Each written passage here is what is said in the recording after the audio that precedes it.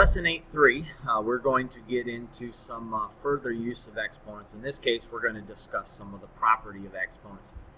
Ladies and gentlemen, here are shortcuts. And so if you learn the shortcuts, you can make your algebraic lives a whole lot simpler when trying to simplify problems involving exponents. So, all right, so now these are not the shortcuts. These are the long ways.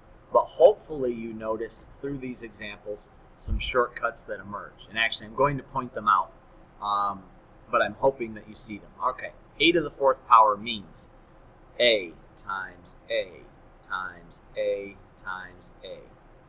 4 a's multiplied together. Times, let me change colors here, a to the third power, which means a times a times a. You'll notice here, if I collect my a's, that is a to the seventh power. Okay, x to the third power means x times x times x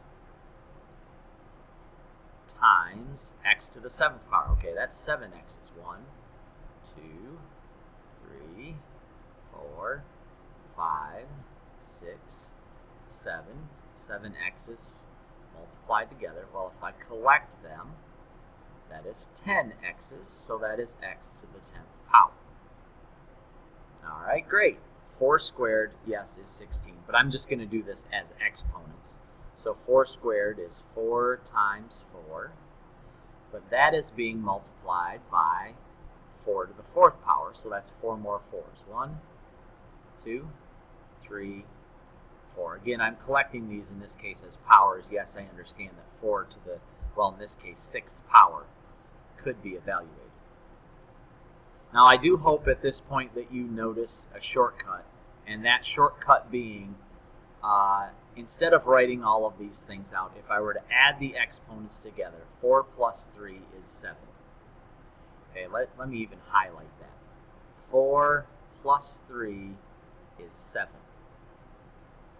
3 plus 7 is 10. 2 plus 4 is 6. So I hope that you see that we do have a shortcut here. When our bases are alike, all we have to do is add the exponents together. Okay? So let's go ahead and continue that. And in this particular case, I'm not even sure what that is, but anyway, it does work for negative exponents as well. And let me get my writing tool out of here instead of my highlighter. G to the negative 2 power times g to the 8 power. Well, if I simply add the exponents together, negative 2 and 8 is g to the 6th power.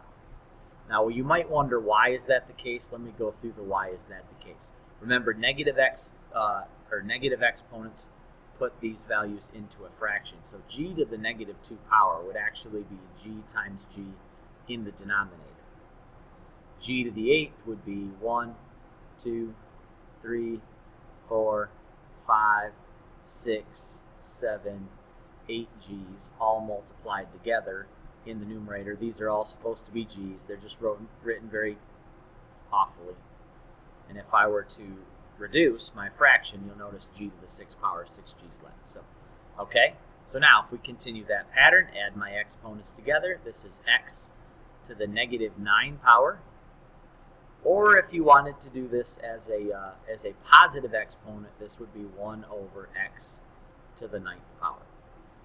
Again, when the bases are alike, all we're doing is adding our exponents together.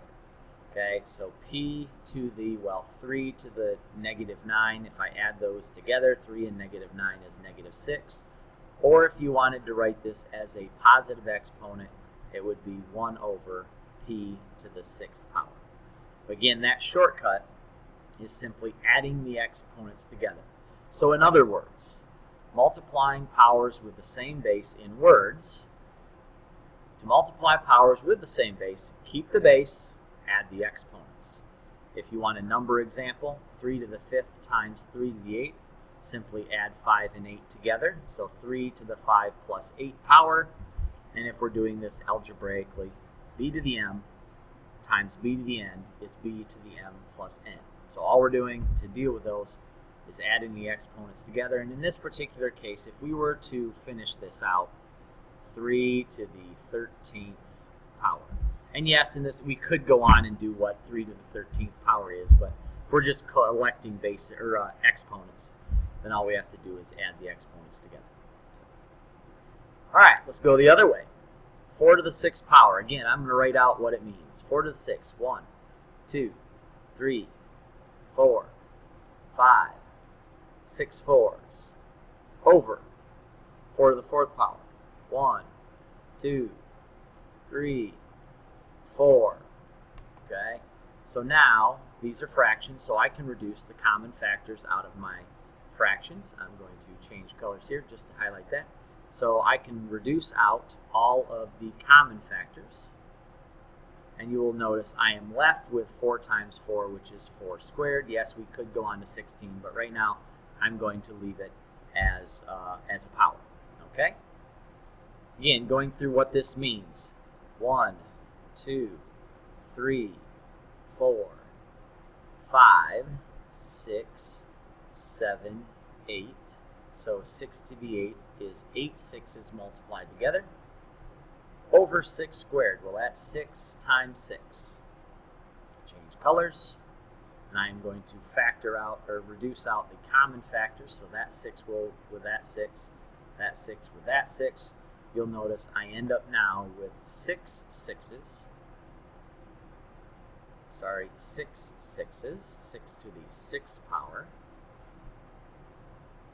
And yeah, we could evaluate that. But again, I hope now at this particular point, though, you are seeing a shortcut.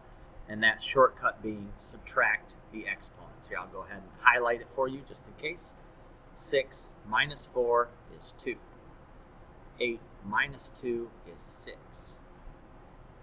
All right, let's keep going and see if we can continue some of those patterns here. All right, so r to the 3rd power is r times r times r over r to the 7th. Oh, 1, 2, 3, 4, 5, 6, 7. Okay, this is a fraction, so I can reduce my common factors. So 3 r's reduce themselves out. All right, so now what do we have here? Well, remember, these are 1s when I reduce them out. So I have 1 over, because 1 times 1 times 1 is 1, r to the 4th power. Or I could write this as r to the negative 4 power if I'd like to. And notice here, 3 minus 7 is negative 4. Subtract the exponents. P to the 10th, 1. I'm not good with p's writing on these or with my mouse here, so I'm going to do my best. 1, 2, 3, 4, 5, 6, 7, 8, 9, 10. I didn't write very well. 10. 10 p's multiplied together. 1, 2, 3, 4, 5. That's supposed to be a p. So there's 5 of them. I can factor out 5 in each. So I'm just going to cross it out this way. 5. Those would go with this 1, 2, 3, 4, 5. And what do I have left? Well, that's p to the 5th power. And you notice here 10 minus 5 is 5. All right, so dividing with powers of like bases, divide powers, keep the base, subtract the exponents. So 6 to the 9th divided by 6 to the 4th, well, that is 6 to the 9 minus 4. 9 minus 4 is 5. Algebraically, same type of deal. B to the m divided by b to the n. Simply subtract the exponents, b to the m minus n. And then powers to powers. Again, all right, what do we have? 7 squared to the 3rd power means 7 squared times 7 squared times 7 squared. Each of those, 7 squared means 7 times 7. And then this one means 7 times 7. This one means 7 times 7. So you'll notice here when we get all said and done, that is 6 7s multiplied together, or 7 to the 6th power. 8 to the 3rd power to the 4th power. Okay, 8 to the 3rd. 8 to the third, 8 to the third, 8 to the third. And then each of these would be 3 eighths. Okay, so I'm not going to go ahead and list them all. 8, there's 3 eighths there, 3 eighths there, 3 eighths there, 3 eighths there. I hope you're seeing the shortcut here.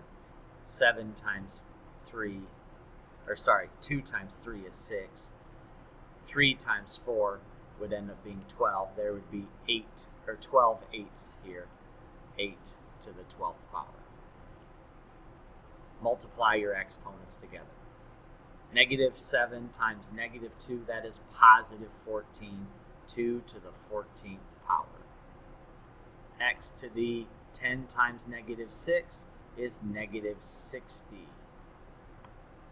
If you wanted to write that as a positive exponent, 10 to the 60th power. Again, it's a matter of realizing what those shortcuts force us to do. So raising a power to a power. To raise a power to a power, keep the base, multiply the exponents. 9 to the 4th, raise to the 5th, multiply 4 by 5 and get 20. B to the m raised to the n, multiply m and n together. Whatever that value is your power. Working with shortcuts, again, they will simplify your mathematical lives. You need help? Come see me. We can talk about some more examples and so on. Good luck.